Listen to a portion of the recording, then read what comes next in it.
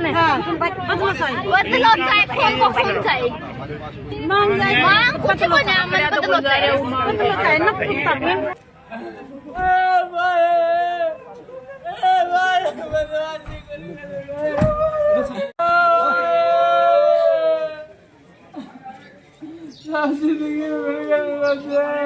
एक साल पहले आपस में झगड़ा हुआ था और ये जो मृतक है इसके कुछ मित्र भी हैं वहाँ के इसकपुरा के रहने वाले, और कुछ सोशल मीडिया पे भी इन्होंने साथ ही झुंझुनू के सिंघाना क्षेत्र में हुए सनसनीखेज मुकेश हत्याकांड ने जहां पूरे इलाके में दहशत फैला दी थी, वहीं अब इस मामले में पुलिस को एक बड़ी कामयाबी वो हाथ लगी है। इसकपुरा में हुई इस खौफनाक वारदात के बाद से आरोपी पुलिस की आंखों में धूल झोंक रहे थे, लेकिन कानून के हाथ आखिरकार उनके गिरेबान तक पहुंच गए। झुंझुनू की स्पेशल टीम डीएसटी और सिंघाना पुलिस की संयुक्त कार्रवाई ने इस केस की गुत्थी को सुलझाते हुए मुख्य आरोपी सहित 3 बदमाशों को दबोच लिया है। लेकिन ये गिरफ्तारी किसी फिल्म सीन से कम नहीं थी। जब पुलिस ने घेराबंदी की तो बदमाशों ने भागने की नाकाम कोशिश की और पुलिस टीम से भिड़ गए, लेकिन मुस्तैद जवानों ने उन्हें भागने का कोई मौका नहीं दिया। इनके पास से लोडेड हथियार भी बरामद हुए हैं जो इनके खतरनाक इरादों को जाहिर करते हैं।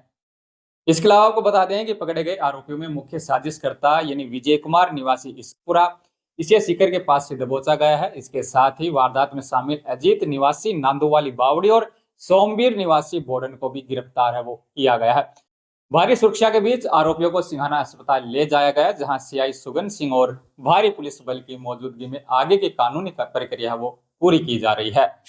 इसके अलावा इस पूरी कार्रवाई और आरोपियों की धरपकड़ के पीछे पुलिस की क्या रणनीति रही, कैसे टीम ने इन बदमाशों को ट्रेस किया और मुठभेड़ के दौरान क्या स्थिति रही, सुनिए इस पूरे मामले पर पुलिस अधीक्षक महोदय का क्या कहना है।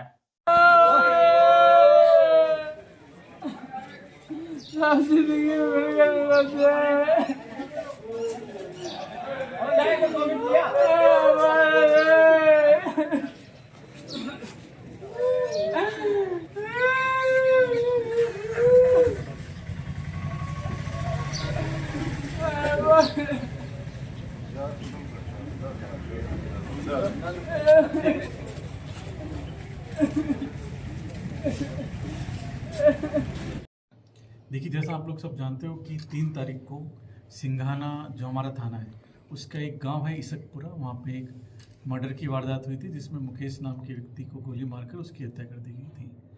तो जैसे ही उसकी सूचना हमारी थाना पुलिस को मिली, तुरंत हमारे जो एसएचओ हैं और सीओ वगैरह हैं वो सब लोग मौके पर पहुँचे और तब तक वो डेड बॉडी को लाके और सीएचसी में रखा जा चुका था। तो जैसे ही सबकी सूचना मिली, हमारे द्वारा विशेष टीमों का गठन किया गया। कई टीमें हमने अपने कई एसएचओज और कई सीओज को इस पूरी घटना के खुलासे में लगाया हुआ था। इस 2-3 दिन में पिछले हमारी टीम ने लगभग 150 से 200 सीसीटीवी भी देखे, इनका रूट भी देखा, ये लोग किधर से गए हैं, और पूरी छानबीन करने के बाद आज सुबह हमारी टीम को सफलता मिली है और हमारी टीम ने 3 लोगों को इसमें अभी अरेस्ट किया है, जिनके नाम की एक विजय उर्फ मिंटू है जो कि इसकपुरा थाना सिंघाना का रहने वाला है, दूसरा व्यक्ति सोमवीर है जो भोधन थाना सिंघाना का ही रहने वाला है, और जो तीसरा व्यक्ति है अजीत, वो खेतड़ी थाने के नानू वाली बावड़ी का रहने वाला है। इन तीनों लोगों को हमारी सिंघाना पुलिस ने आज सुबह इनको अरेस्ट किया है। इसमें जो विजय सिंह है जो मेन मुलजिम है जिसने की गोली चलाई थी, उसके 7 मुकदमे हैं, पहले भी ये जेल में गया है और कुछ दिन पहले ही ये जेल से छूट के आया है। जो अब तक हमारी इन्वेस्टिगेशन से आया है कि ये जो मुकेश है मृतक और जो विजय है, इनमें आपस में कोई पुरानी रंजिश चल रही थी। पहले भी कोई 1 साल पहले भी लगभग इनमें कोई आपस में मारपीट हुई थी और सोशल मीडिया में भी एक दूसरे को लेके कोई कमेंट हुआ था। उन सब चीज़ों को लेके इनमें रंजिश चल रही थी। और 3 तारीख को ये मृतक है मुकेश इस इसकपुरा गांव में अपने किसी मित्र से मिलने आया हुआ था। उसी दौरान इन्होंने प्लानिंग करके और पहले इसको मोटरसाइकिल से गिरा के और फिर इस पे फायर करके इसकी हत्या की थी। सर, जो मृतक है उसकी कोई आपराधिक पृष्ठभूमि है? देखिए, मृतक का अब तक कोई क्रिमिनल रिकॉर्ड है नहीं, कोई भी क्रिमिनल रिकॉर्ड अभी है नहीं मृतक का। जो मुकेश नाम का मृतक है, इसका कोई भी मुकदमा दर्ज नहीं है। सर, ये प्लान कब से बना रहे थे क्या? देखिए, इसके बारे में हम डिटेल अभी इन्वेस्टिगेशन कर रहे हैं, क्योंकि इनकी रंजिश लगभग पिछले 1 साल से चल रही थी और ये अभी 20 दिन पहले लगभग ये जेल से छूट के आया था विजय। तो इसके बारे में भी हम इसे डिटेल इन्वेस्टिगेशन कर रहे हैं। कहाँ से पकड़े गए? ये एक पहाड़ियाँ हैं,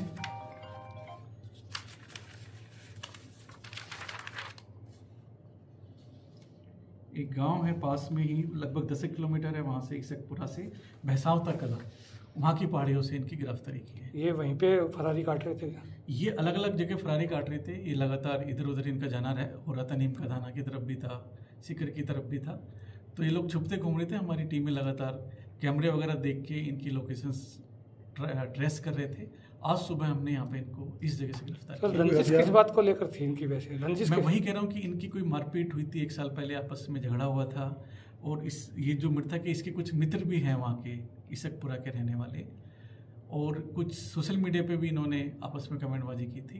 तो इन्हीं सब चीज़ों को लेकर इनकी रंजिश चल रही थी। सर हथियार वगैरह भी मिलाई गए इनके पास? वो अभी हम इनसे इन्वेस्टिगेशन कर रहे हैं। सर पिछले 1 सप्ताह में और अपने झुंझुनू शहर में 3 मर्डर हो चुके हैं झुंझुनू जिले के। देखिए 3 वारदात हुई हैं, एक पिलानी में हुई थी, एक चिड़वा के पास में हुई थी, और एक ये है। तीनों में हमने, पुलिस ने त्वरित कार्रवाई करते हुए और मुलजिमों को अरेस्ट किया है। सर अक्टूबर में डेनिस बावरिया हत्याकांड हुआ था, जिसमें मनदीप उर्फ मदिया जो हार्डकोर अपराधी था, उसे अभी तक गिरफ्तार नहीं किया गया। उसके बारे में आपका क्या? देखिए अभी भी पुलिस मुख्यालय की तरफ से एक अभियान चल रहा है जिसमें हत्या या और जो जघन्य अपराध हैं उसमें किसी भी तरह के वांछित जो अपराधी हैं उनको पकड़ा जाना है। तो उसमें भी हमारी टीमें लगी हुई हैं। अगर कोई भी पुराने प्रकरण में भी अगर कोई पेंडेंसी है, कोई गिरफ्तारी पेंडिंग है, तो उसमें भी हम विशेष टीम गठित करा के और उनकी अरेस्ट भी सुनिश्चित करेंगे।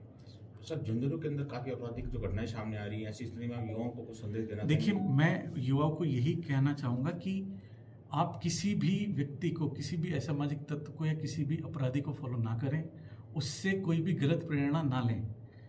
अगर वो अच्छा आगे जीवन चाहते हैं, अपने माँ बाप और अपने परिवार को आगे अच्छे से बढ़ाना चाहते हैं, तो किसी भी असामाजिक गतिविधि में, किसी भी आपराधिक गतिविधि में संलिप्त ना हो। उनको कोई अगर इस तरह का कोई प्रलोभन देता है या उनके पास कुछ इस तरह की सूचना भी आती है तो हमें बताएं, हम उस पर कार्रवाई करेंगे। Thank you. इस वारदात में 3 ही लोग थे या सर और भी? देखिए अभी तक 3 लोगों को ही शामिल होना आया है। उसके अलावा कौन सा हथियार था, कहाँ से हथियार आए थे, इस सब पे हम लोग अभी इन्वेस्टिगेशन करेंगे। Thank you. इसके अलावा पुलिस अब आरोपियों से गहनता से पूछताछ कर रही है। उम्मीद है कि जल्दी इस हत्याकांड की पूरी साजिश और इसके पीछे की असली रंजिश का खुलासा होगा। इसके अलावा इस घटना को लेकर आपका क्या कहना है, कृपया कमेंट बॉक्स में अपने राय जरूर लिखिएगा। और झुंझुनू से जुड़ी तमाम बड़ी अपडेट देखने के लिए जुड़े रहिएगा आपके अपने चैनल राजस्थान चौपाल के साथ।